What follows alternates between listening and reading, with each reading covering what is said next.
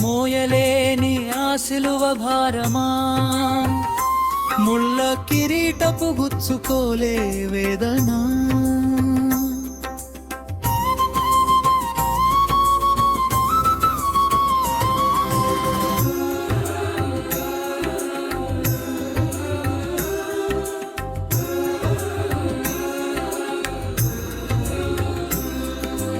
అడుగు తీసి అడుగు వేయలేని అశక్తత, మన పాపములకై సాగిన రక్తయాత్ర.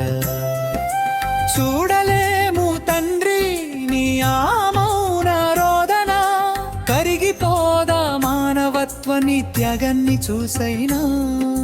చీలిపోయిన నీ వీపుపై బరిలైన కొయ్యను మోపారు, ప్రతి అడుగులోనూ రక్తం చిందిస్తూ. నీవు నేల కొరిగిన వేళ రక్షకుడివే అయినా శిక్షను భరించావు. ఒక్క మాట కూడా ఎదురు చెప్పక, నీవు పడిన ప్రతి దెబ్బ వెనుక నా పాపపు శిక్షే ఉంది కదా దేవా. చీలిపోయిన నీ వీపుపై బరువైన కొయ్యను మోపారు, ప్రతి అడుగులోనూ రక్తం చిందిస్తూ.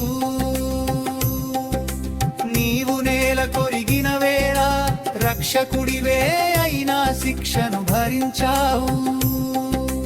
ఒక్క మాట కూడా ఎదురు చెప్పక, నీవు పడిన ప్రతి దెబ్బ వెనుక నా పాపపు శిక్షే ఉంది కదా దేవా.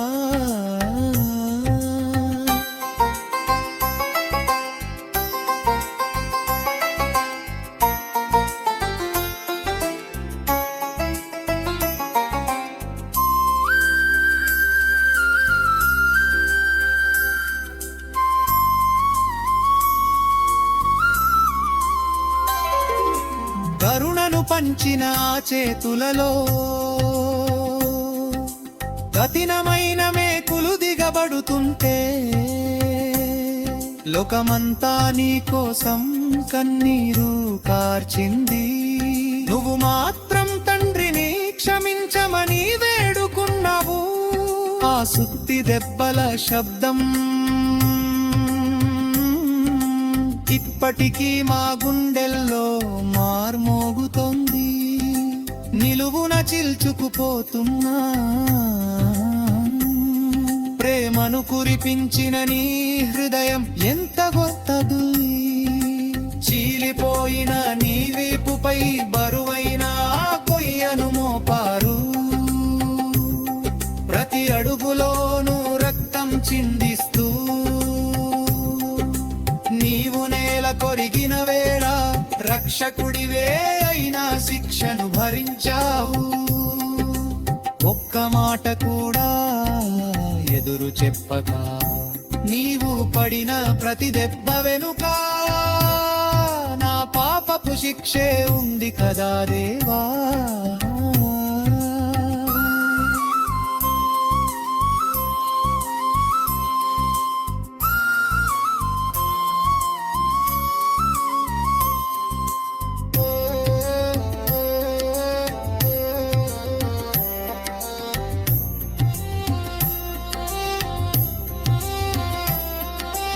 ఆకాశానికి భూమికి మధ్య ఒంటరిగా వేలాడుతూ, భక్తికతో నీ గొంతు ఎండిపోతుంటే, చేదు చిరకను నీకు అందించారు. సమాప్తమైనది అని తలవాల్చిన ఘడియ ప్రకృతి సైతం విలపించింది.